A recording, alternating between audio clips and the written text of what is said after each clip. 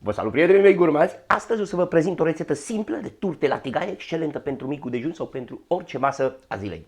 Încep să vă prezint ingredientele. Am 300 de grame de făină de uz comun. Aici avem 300 de grame de griș, cel mai fin griș pe care îl găsiți. Eu am cumpărat un griș de la un magazin marocan, dar dacă nu, uitați ce am făcut, îl puneți în mașina de măcinat cafea și îl faceți fin, să fie aproximativ ca făina. Și 400 de ml de apă.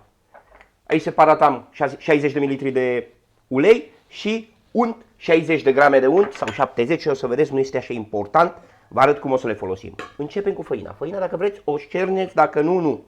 Eu nu o mai cer. O linguriță de sare, 5 grame de sare generoase, așa, le punem aici. Adăugăm grișul, așa. Cantitatea de griș o puteți micșora dacă vreți. Eu am pus 300-300, dacă nu puteți să coborâți la 200 de grame de griș. Și adaug apa.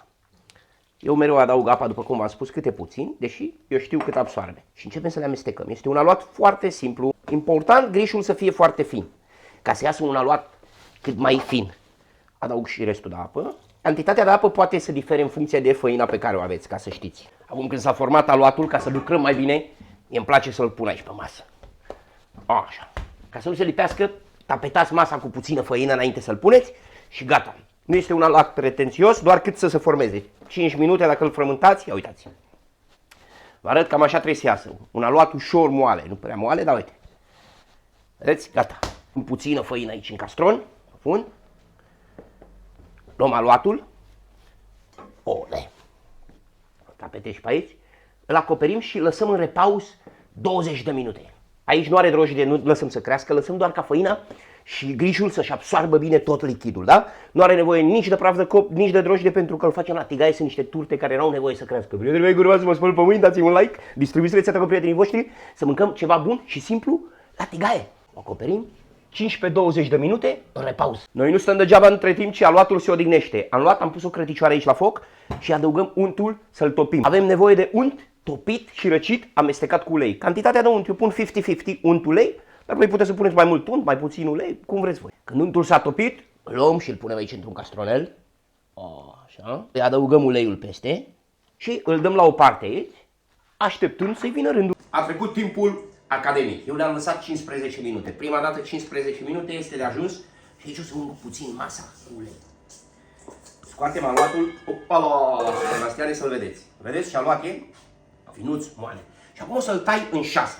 Cea mai simplă formă să-l tăiați, ca să nu-l cântăriți, faceți prima dată aproximativ 2 biluțe așa egale și acestea le împărțiți în 3.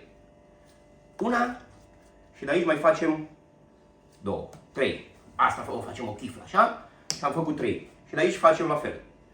Una și de aici încă 2. Vedeți? Aproximativ egale, nu vă controlează nimeni. Perfect. Și este foarte important să le lăsăm aici să se odihnească timp de 20 de minute minim. Astfel, după aia o să vedeți, se întind mult mai ușor. Lăsați-le aici să se odihnească bine. Faceți-vă altă treabă în bucătărie sau beți o cafeluță, prietenii mei gurmanzi. Sau spălați vasele ca mine. Hai, cameramanul, spală vasele. Între timp ce bine stă la odihnit, eu mi-au libertatea să vă anunț că mi-au ajuns cuțitele, prietenii mei gurmanzi, de când le aștept, mi-au ajuns cuțitele la sebi acasă. Și săptămâna viitoare, înainte să deschid magazinul meu online, o să vă anunț, o să fac o tombolă, cred că o fac în Instagram sau în YouTube și o să dau cadou la prietenii mei gurmanzi 3 cuțitașe.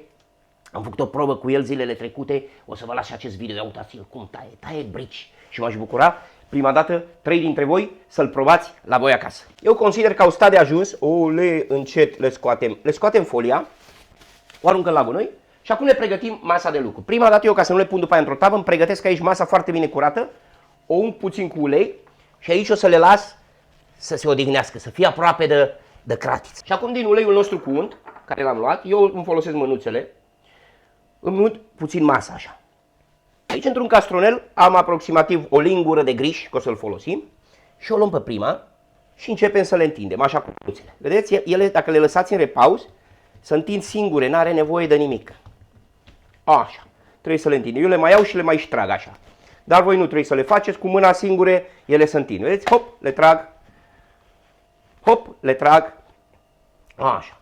Și pe margine. Chiar dacă se rupe puțin, n-are nicio treabă, dar aluatul este foarte simplu, este ceva foarte simplu. Scoatem aerul de dedesubt. Cum ce fac? Le luăm, le punem puțin ulei cu unt, le iau puțin, cât iau între degete, așa puțin griși și începem să le împăturim. Le formăm un pic, ele le aranjăm după aia. Așa.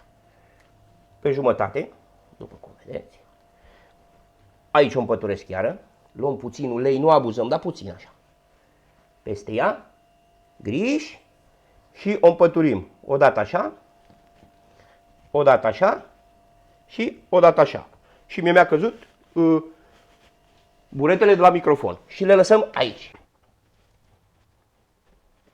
Dacă au stat 20 de minute în repauză înainte, se desfac singure și chiar dacă se rupe puțin, nu este nicio problemă. Le adăugăm puțin, așa. Puțin griși, fin, așa. Și acum o împăturim. Eu în tot acest timp, prietenii mei gurmazi, mi-am folosit mânuțele mele, că ce face omul cu mâna lui este lucru manual. Vedeți? Și aici le las frumoase. Nu trebuie să stați cu periuțe, cu una cu alta, că oricum bucătăria o murdăriți și la voi acasă, cum v-am mai spus eu în alte rețete, dar pe voi nu vă vede nimeni. Pe mine mă vedeți toți acolo, vedeți, ia uite ce a făcut, a pus mâna, n-a pus mâna. Mânuța curată. Mânuța curată, cum vă spun, niciodată cu mănuși, niciodată cu toxine în mâini. Prietenii mei gurmanzi, eu am terminat cu ultima. O iau pe prima, între timp, și o deschidem. O aranjăm mai frumos, așa, o facem pătrată. Bun, sunt turte artezanale, așa o facem, uite, la mărimea asta, vedeți? Depinde cât de mare aveți și voi cratița. Lăsăm cratița bine să încingă prima dată și apoi le coacem la un foc moderat între 4 și 5 minute până să rămânesc pe deasupra. Imediat o să vă arăt. Prietenii mei gurmați că se emoționat și abia aștept să le mâncăm. Le servim cu miere, le servim cu brânză, le servim cu gem, cu tot ce vreți voi. Cu gemul meu de caise, dacă ați văzut rețeta de gem și dulceață de caise, gemul excelent, care mai puțin zahăr, îmi place mult. Ce opțional, nu este obligatoriu, dar dacă tot mi-a rămas aici unt cu ulei, folosesc mai puțin, punem puțin în tigaie așa, astfel vedem dacă s-a încins. Ia uitați-o ce încinsă este. Și cum v-am spus, la un foc moderat trecem să punem prima turtă. Deci, vă aranjați așa frumos. Între timp ce prima asta la foc, mie nu stau mânuțele deloc, eu mi-o pregătesc pe a doua și sunt atent pentru că această turtă din când în când noi trebuie să o întoarcem. Acum le întoarcem. Vedeți? Le întoarcem de câteva ori. Gata. Între timp ce le-am întins pe toate celelalte 4, aici am făcut curat în bucătărie pentru că așa e frumos când lucrăm să fie și bucătărioara curată, așa când termine totul ok. Le întoarcem de 2 ori, nu contează de câte ori vreți să le întoarceți și dacă se umflă le apăsați așa. Timpul aproximativ 5 minute. Dacă vreți puteți să le întoarceți ca pe clătite. Hopala! Foarte simplu aici, vă jucați, vă destresați, facem ceva frumos. Haideți să vă spun să facem și o recapitulare, punctele nevralgice la care trebuie să fiți atenți. Când le-am întins, ați văzut că am pus griș. Grișul este important, astfel nu se lipesc una de alta și se face foaie cu foaie. Și aici, în tigaie, vedeți când se umflă, ele trebuie să se umfle. Dacă se umflă, mergeți pe drumul cel bun și le apăsați cu paleta ca să se coacă și partea dinăuntru, să se prăjească bine. A? Haideți, eu scot pasta cu voi în direct acum, dacă tot am întors-o ca pe clătită. Și mai îmi rămân 2. Uite, le punem în tigaie. Gata, trecem la momentul cel mai așteptat. Înainte să rup prima turtă, vreau să vă invit să mă urmăriți în Instagram la Sebi Acasă. Săptămâna viitoare o să aveți posibilitatea să câștigați un cuțit marca la Sebi Acasă de cea mai bună calitate. Fiți atenți. Acum rup această turtă, să vedeți cum este înăuntru așa. Și cum v-am spus, voi o serviți cu tot ce vreți. Uitați, vedeți cum se face stratul. Stratul înăuntru așa este atât de bună. Wow, are un miros incredibil. Și mi-au libertatea să sacrific o bucățică acum de dimineață, prietenii mei gurmanzi. Eu cu o brânzică, puteți să mâncați cu tot ce vreți voi. Cu gem, cu unt, cu tot, cu ce vreți.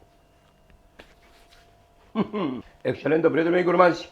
Nu uitați unde v-ați aflat să te iubiți și ne vedem într-un nou video. Probați cu încredere această rețetă și distribuiți-o și cu prietenii voștri. O rețetă foarte, foarte simplă de pregătit și foarte gustoasă. Bye, bye!